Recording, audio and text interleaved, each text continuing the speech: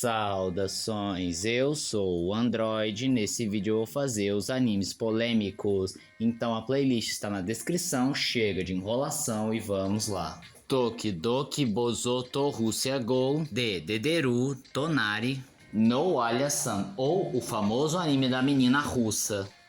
Começando com uma polêmica bem superficial, pode dizer assim, pois no quarto episódio, quando ela se declara para o protagonista, lembrando que ela se declara em russo, ela fica pensativa na própria cama, pensando, ai, por que eu fui logo me declarar em russo, por que eu não falei pra ele, eu tive vergonha. Os fãs acabaram reclamando, alegando que o anime estava censurando o mangá, porque o mangá ele tem bem mais apelo visual, bem mais fanservice, bem mais ético, como por exemplo, o momento que ela reflete, ela tá na banheira, mas na realidade a obra foi criada originalmente numa light novel. E na light novel não tem nada demais, não tem um grande apelo. E na realidade o mangaka que pegou a história da light novel e fez a sua versão, decidiu dar uma apimentada e inventar cenas novas. E o anime segue à risca a light novel e não o mangá, por isso que ele é mais amenizado. Higurashi no Naku Koroni, ou só Higurashi, ou Quando Cigarras Cantam e Choram, um anime clássico quando se fala de animes bem pesados, bem gore, bem violento, e pode ser um tanto polêmico por conter várias cenas de violência bem explícitas, sangue pra tudo quanto é lado, personagens se matando, e alguns graus de tortura e sadismo, e também pode ser um tanto chocante, pois muitos ali são, bem, basicamente crianças, pré-adolescentes. Dandaran, esse anime mal estreou e já gerou controvérsias, como por exemplo, fãs de One Piece acusarem a personagem principal de copiar o andar do Doflamingo, sendo que isso nem é do Doflamingo, isso na realidade é um estilo de delinquente japonês que ambos estão utilizando. Ou que os fãs estão problematizando que na abertura a protagonista faz uma dança referenciando a Rihanna, e aí falaram, isso é apropriação cultural, da apropriação dos negros, os japoneses estão pegando algo que eles não têm lugar de fala, e ela é asiática, então ela não devia estar dançando essa dança negra, e ainda por cima os japoneses só colocam japoneses para interpretar suas obras, e esses clichês dos justiceiros sociais do Twitter X. Outra polêmica que não chega a ser bem uma polêmica é que Dadadan tem, bem, duas dublagens, o que gerou uma certa discussão, mas não é uma polêmica necessariamente. Kengan Ashura. Mais pro final da obra, o protagonista Oma Tokita acaba descobrindo ter um problema no coração devido ao desgaste causado pelo uso excessivo de sua habilidade, mas ele consegue chegar aos finais do seu torneio, e quando ele enfrenta o personagem Genzai, ele acaba sendo humilhado. E isso acaba o deixando em paz, matando o espírito de Asura, e sem o espírito de Asura e ele ficando em paz, ele não tem mais razão para continuar e ele acaba morrendo. Só que não, porque depois de um tempo ele acaba voltando, sem o Ashura, mas acaba voltando. O que foi meio criticado, não só por considerar o final muito triste, como também de certa forma covarde, pois eventualmente o Oma Tokita acabou voltando. Kashoku Musumi no Latina-san Nioria no Karada ga Nerawareteiru, ou só Latina-san.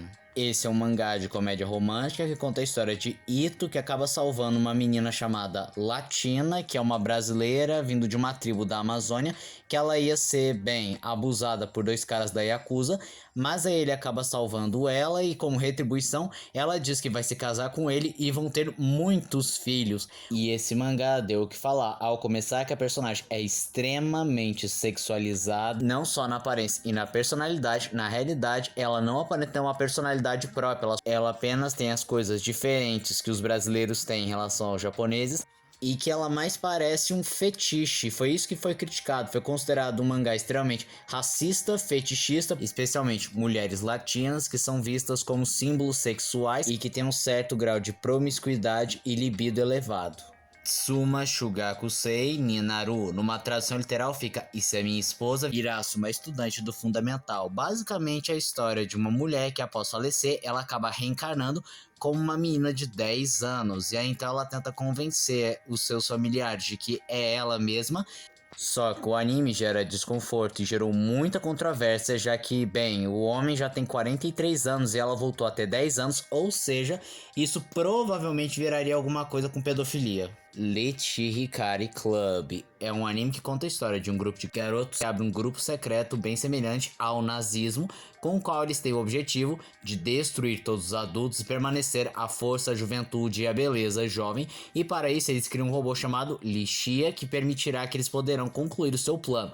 É um anime cheio de terror psicológico, cenas violentas, mas principalmente muita apologia ao nazismo. Kami no Kodomo. Nós acompanhamos a história de um psicopata desde o seu nascimento até a sua morte e vamos acompanhando suas maiores atrocidades, como ele cometendo abuso sexual, violência, assassinato, tortura, coisas grotescas e bizarras que beiram o Eroguro, isso se ele não for Eroguro mesmo. Além de, é claro, toda a atmosfera de terror psicológico que o anime cria sobre nós. Bradley no Basha. Esse mangá conta a história de um universo antes da Primeira Guerra Mundial, com o qual acompanhamos várias perspectivas dos prisioneiros, dos guardas, mas o que vale ser destacado é que na história, a família Bradley, uma das famílias mais importantes e ricas da Europa, tem o ato de adotar várias crianças órfãs, uma a cada ano, para fazer parte da grande ópera da família, e na realidade essas meninas são enganadas e vendidas para esse grupo que mandam essas meninas para uma prisão com o qual elas são usadas como cordeiro sacrificial para que os prisioneiros que foram condenados à prisão perpétua simplesmente estuprem elas. E sim, vários caras em cima de uma pobre garotinha. E o motivo por que eles fazem isso é que no passado aconteceu uma grande rebelião que mataram vários prisioneiros e guardas, e como uma forma de evitar mais rebelião e esconder algumas coisas mais complicadas do governo que não tem como eu explicar nesse vídeo, eles basicamente decidiram fazer todo um ritual com o qual essas meninas órfãs eram adotadas porque ninguém sentiria a falta delas,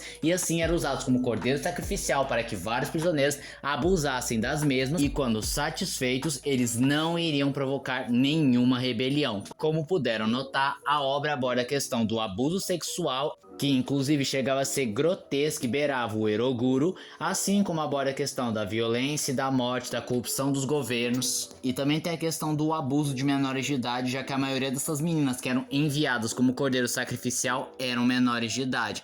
E uma das maiores referências para esse mangá foram as mulheres de conforto, mulheres que simplesmente eram tiradas de suas famílias, prometendo a elas melhor qualidade de vida, uma forma de ajudar a sua família, ou simplesmente eram sequestradas para servirem de satisfação para os soldados japoneses, para que os mesmos não ficassem nervosos e não abusassem das mulheres dos países que eles invadiam. Me Inside the Box. Acompanhamos a história de uma garota de apenas 8 anos que é sequestrada por um grupo de homens que a prende numa caixa, e eles não só mantêm ela em cativeiro numa caixa escura e pequena para ela, como também cometem vários tipos de violência e abuso em cima da pobre garotinha. Esse mangá é considerado um lolicon bem hardcore mesmo, que simplesmente é de cortar o coração. E esse foi o vídeo de hoje. Se você gostou do vídeo, se inscreva no canal, compartilhe o vídeo, comente, dê o seu like, dê sugestões de que vocês querem ver aqui no canal. Também não esqueçam de ativar as notificações, chave de like caso gostem dos meus vídeos. Então, tchau!